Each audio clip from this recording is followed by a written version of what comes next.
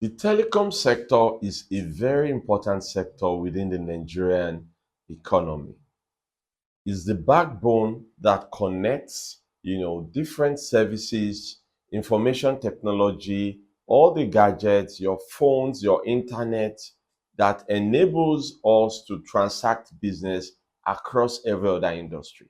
Without the telecom, it would be a different world entirely. We would probably be in the Stone Age. Today, we will be looking at how to get a job in the telecom sector, what are the processes, the top players, and how does it work. You are welcome again to Job IQ. My name is Dr. Shina Alade, and I'm in the studio with our HR expert, Adeteniola Olorunfemi. Teniola, you are welcome. Thank you, sir. It's a pleasure Yes, to be here. the same here. The pleasure is always ours. We learn a lot from your wealth of experience. All right. So the telecom sector, as I was beginning to say in my introduction, that the telecom sector is facilitating everything. We depend on it. Yes, There is a popular advert that says data is life. yes. But what concerns me today is, how does one get a job? What does this sector look like? Mm. What do I have to study in order to get a job in this sector? Do they really recruit every now and then? How does it work? Amazing. It's definitely, like you said, data is life, and communication is the lifeline of any business person. So just imagine now you can't reach out to your family Hmm. because you don't have a SIM card or you don't have any communication channel, in that sense, or have internet service. So I think the first thing I'd like to do is just to mention some of these telecommunications companies so that we are sure that we're on the same page. MTN is one, Airtel is one, Nine Mobile is one, Smile Communications, Spectranet, all the communication industry companies that do data service and phone call, Voice. voice, SMS, and all that.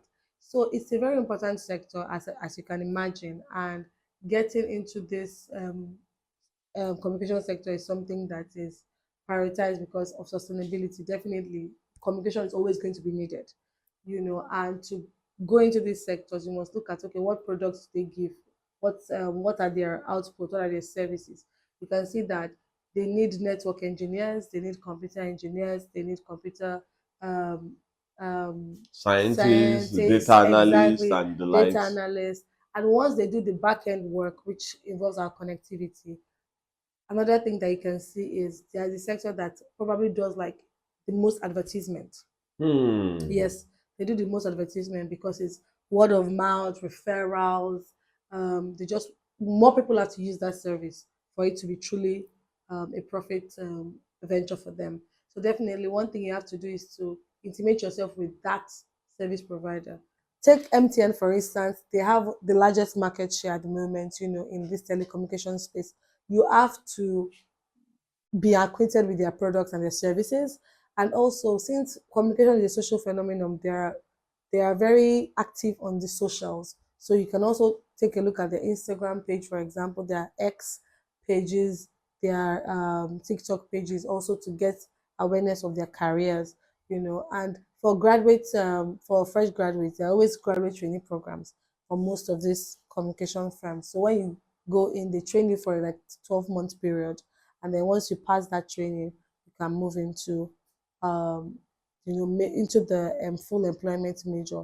But before then, definitely you take examinations like aptitude tests, SHL tests, any test that has to show your behavioral capacity, shows your knowledge of qualitative and quantitative reasoning, definitely. And then interview processes too that help them know you better and know the value you can bring to the company. From the few episodes I have had with you, one of the recurrent things that you mentioned is the aptitude test. Aptitude test. It Mm. shows that all the top companies, almost all the top companies, have aptitude tests. Yes, Wow. yes, they do. So on this issue of aptitude tests, I think if you are an undergraduate today or you are a youth service corps member, start practicing aptitude tests today. Don't take it for granted. It doesn't matter if you have never, tried it before. You can look, check the internet, buy a course, buy an aptitude test book, just practice something, get in shape. The earlier you start, the better. Yes. Yes. So Yes. you were saying something. So don't run from aptitude tests. Don't Mm. run from aptitude tests. Many people, because they've taken so many and they failed at it, or so it makes them feel like aptitude test is not for me. It actually improves your thinking, improves your job search process. So the more you take it, the more you're used to it, and the more you're able to do it.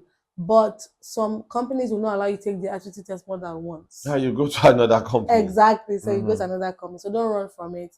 Ensure that you practice this test well.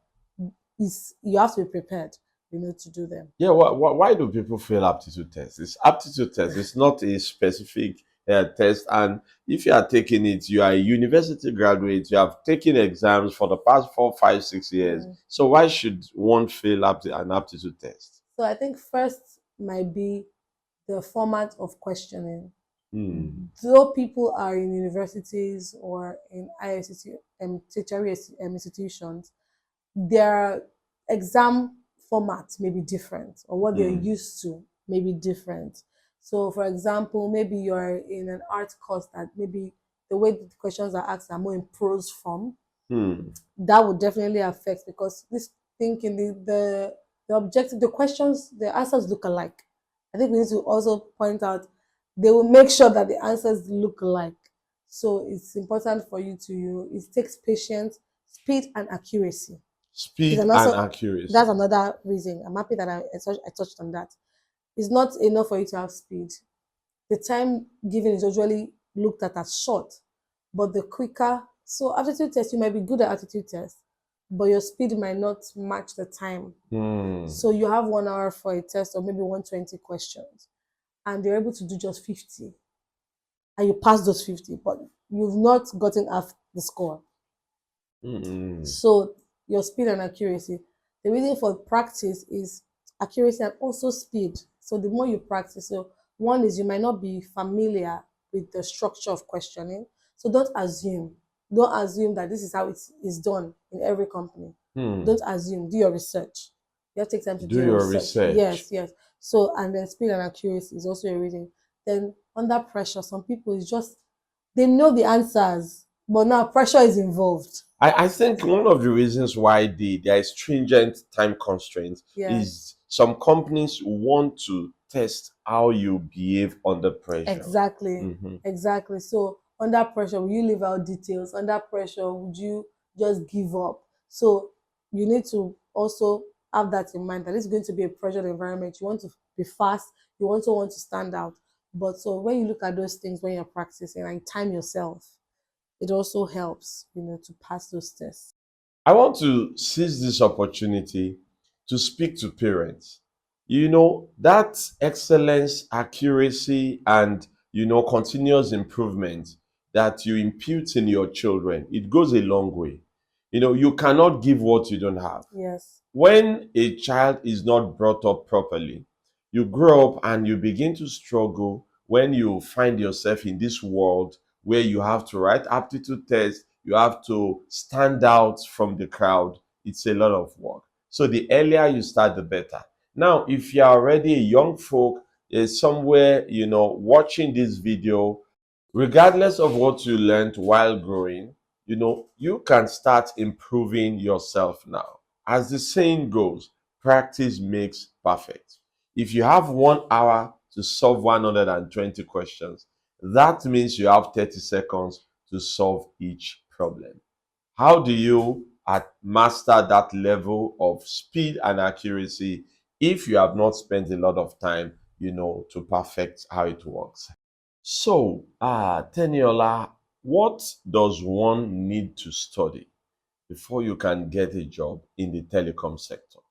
Amazing. The first thing to look at when you're looking at what someone could have studied to be able to get into that sector is, what's the products offering?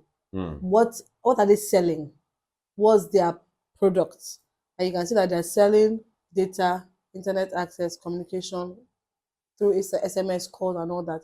All these are powered by engineering. They are powered by networks of engineering. So you can say first, okay, network engineer, a computer engineer, a computer scientist, anybody that has interest in those fields that talk about the Yeah, electrical technicalities. engineering, electronics. Exactly, electrical engineering, electronics. So yes, that's the first set of people that you say technical skills, are needed. Also, another thing about the industry, I said earlier, the industry thrives on very much of marketing and advertisement. Hmm. So it's an industry that really invites or is very inviting to BSc arts, BA, that's Bachelor of Of Arts. arts. Yes, creative people that know how to write very well, that know how to the art of storytelling. It appeals to emotions. So Hmm. regardless of what the engineer would have done their work and make sure that the service works good. But Hmm. again, the appeal is a communications is an appeal thing. So many times it's good to know how to do this creative writing processes, storytelling, and in recent times, I'm sure you can, you can relate in that these days people also take their social media channels to express their creativity so that these Yes. firms can also see them for what they've done. Like value, they can see your value already. So people start talk shows, start Hmm. podcasts, do some 5-10 minutes advertisements, and then they're like, wow, this Airtel. I remember that there's this girl that did an advertisement on Indomie, just doing the graphics and putting sound and voice Mm-hmm. together. Mm-hmm. A company that is in need of such creative talent would go for such a person. So I would like to encourage you, if you're into that field of arts, marketing, visual communication, ensure that you own your marketing, your camera and video editing skills, and your communication skills. Also, these telecommunication companies do lots of events. Hmm. If you notice, they do project fame, they do idols, they do lots of things that require Yes. public publicity. So you can take a look at those places and say, where would I fit, into this, and how does my course of study encourage, this. So yes, that's another route. Amazing. Yeah. Amazing. So, what does the application process Mm, looks like? mm. Applying to this type of companies. Amazing. So the first thing I'd like to say, even though maybe that should, let me just say that you don't have to wait till firms put out job applications. You can just send them an email, look for their official email or their career email and send. And where do you see this? On their website. So when you go Hmm. to their website, you can see the email and send your application for the So, role they're some looking for. organizations don't even list their emails, but they have a kind of contact form where you can, They have contact form and like an HR system that you can just input your CV. No need to get an email address. Mhm. Input your CV, fill your qualifications, your cover letter, everything, and they can go there when they need a pool of candidates. So first thing is to either send this your application, or you wait for the call, which you can see in the career section, Mhm. right? And the first thing, so you need to write a befitting CV. I have to write a befitting cover letter that gives you a leg in the room, right? And then if your field of study requires you to show maybe any portfolio, Hmm. so there's some people that maybe you're applying for like a creative designer or something. It's good for you to have a link that shows your work. You put it in the um, As CV. CV, Yes, even highlight some of these in your cover exactly, letter. exactly. I like it in your cover letter so they can see what you've done. It's quicker in that industry. It's quicker results. Once they see results, it's quicker to have that Yes. conversation, and then you go for your tests. After that, there's a test that will be sent to you, an aptitude test that will be sent to you. It could be behavioral. It could be both behavioral and systemic. When it talks about, okay, how do you make decisions? So yes, there's that. Then there's the interview process where you get to meet with the panelists, and you explain why you're valuable, and make sure that any explanation you're giving, Hmm. if they're asking what are your hobbies, talk about swimming. Oh yes, I like to swim. You can go ahead to say that I've been swimming for this amount of years or months, and one thing it has taught me is that you need the hands and the legs. There's a collaboration of the parts of the body to Hmm. bring forth results and success. That's storytelling Ex- also. exactly, it already shows. And you have to be amiable. You have to make sure that you're smiling, you're communicating. So those are the things to look out for in interview processes. And relationships, so try and build relationships. You can take them out on LinkedIn, you can message them, and their social medias are very active for this sector. The social Hmm. media is active. In fact, you see some this social media wars between each of them. MTN will shade Airtel will shade Oh Glo, la la. and all those things. So you can put intelligent responses in the comment section, so you don't know who is taking a look at that. Indeed. I think before we recorded, I was telling you about a lady that said that she got a job in my comment section. Hmm. This was in 2020 when they were doing Sorosoki. I just said, what's your career, Sorosoki? Wow. Let's see what you're doing. And I didn't even remember. I didn't know that's where she got it from. She Wow. just commented, and it was an FMCG company that Hmm. saw that she was into production planning or something, and reached out Wow. to her and said, "Oh, send your CV." She moved to Lagos. She wasn't in Lagos. She Wow. moved to Lagos for that job. So your online footprint in that sector is very important. Fantastic, fantastic. In one of the episodes, I had this conversation with you. You told us about staffing agencies, and Yes, outsourcing companies. yes. So I was just wondering, uh, do outsourcing companies also help to get a job in the telecom sector? Oh, definitely they do. The idea behind outsourcing companies, these sectors are very they're out there, so people know them and they flood them with a lot of CVs and all that. So the outsourcing companies help to buffer some of these applications. So yes, definitely the staffing agencies are very important. Send your CV, check in with them, and they would shortlist you, and you can move on to the next stage. So yes, there's a role for staffing agencies, and some of them even go ahead to do trainings that will help you to amass some expertise. So you, as a fresh graduate, you might not have maybe a digital marketing certification or a network engineering certification. So they'll just tell you, okay, we could run a 4 month course, 6 months course.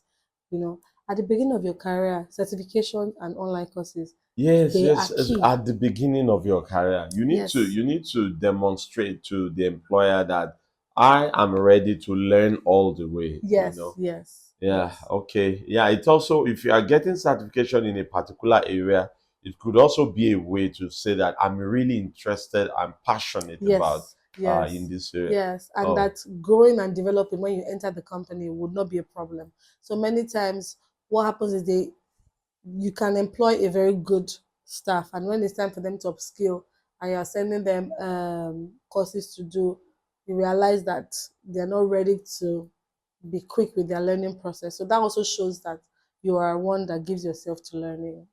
there's a question that I like to ask, which is, we are Nigerians. In Nigeria, we like money. Yeah. Does this sector pay very well? They pay well, but it depends on your role, to be honest. So you can imagine that it's more technical roles. There are maybe less people that can fit in that role easily. So that is one. So you might want to look into the roles and ask questions on the remuneration for these roles. But they are not one of the top players, Payers. paying. They're Hmm. not one of the top paying companies. It's not really said that, oh, they really pay well and people go there for the pay, per Yeah, se. So, but okay. maybe as you go up the Yeah. ranks, it gets better. I think when choosing a career, there are so many things to consider. If this job, the Okay. sustainability of Yes. your role, Yes. if the company will be in existence for the next few years. I will Yes. tell you that I joined the aviation sector some years ago, and the same company that I joined shut down in less than 10 years. The company Wow. is no more. Exactly. One Wow. one December, everybody was fired. Yes, and I think that's why the telecoms company, is attracted to people. It's attractive. Yes, because most of them have lasted so many years, Yes. and if that company folds up, you can move to another telecom company because we always communicate. You Yes, know. we have many of them. We have, and each of them, the operation is very huge. We Mm, will continue to need telecoms is part of our lives today. yes, yes, and with the population of Nigerians and the inner roads and inner places that still don't have all the accessibility to calls and network and all that, there's still far-reaching solutions that Hmm. needs to be in this area. One thing again is that there are times when you join an industry, this is by the way, a friend of mine joined the banking sector a few years ago outside this country and joined, as a customer service, person Mhm. in a customer service role. But that gave him exposure into how things work within this sector. Mm, Before you know what's happening, he started taking certifications in the area of loan, how to give out loans. They have it mm, over there, and he qualified for the first stage, the second stage, the third stage. That was how he transitioned from customer care, mm. agent to become a senior loan officer, Wow, for wow, the largest bank in Ireland. wow, You can wow. imagine. So I'm just trying to say that one could join in a different role as you now learn more about the industry. You can find some areas that will be more rewarding Yeah. and will align more with your goal. Yes, yes. One thing I like to say is you're not a tree. You can move. Aha. You're not a, and I think people are always scared of the risk of transitioning. But once you have an idea that you may prefer an area, you start understanding, asking questions, taking certifications like that your friend did. So you might come into a program or come into these firms with a particular department in mind, but who knows? You have to think bigger. Think like the owner of the company. Think bigger. What can I do to, make sure that I'm a well-rounded individual? And I'm sure that your friend would be happy for his move because with the advent of AI, customer service roles are becoming very Hmm. interesting because many people are not finding the need to invest in that human Hmm. capital that much again. So yeah, Wow, it has been another amazing, amazing discussion. Thank you, Teniola. thank you for having Thank me. you. I believe you have learned about how to get a job in the telecommunication sector today. And some of the things that we learned include the fact that the telecommunication sector, we have the technical side of it and the creative side of it. So whether you are coming from core engineering, supportive roles like accounting, as well as the creative roles like those making videos and communications and all that, there's a place for you in the telecom sector. The Yes. telecom sector is huge, is the backbone of the economy. And we have learned that you apply, you prepare for job aptitude test and rehearse, for your interviews in advance. Wow. This has been impactful, and I hope someone watching this will be able to get a job in the telecom sector as a result of the things we have shared. Once again, I'm your friend, Dr. Shina Aladijubelo. Till we meet, keep learning, keep shining. Thank you.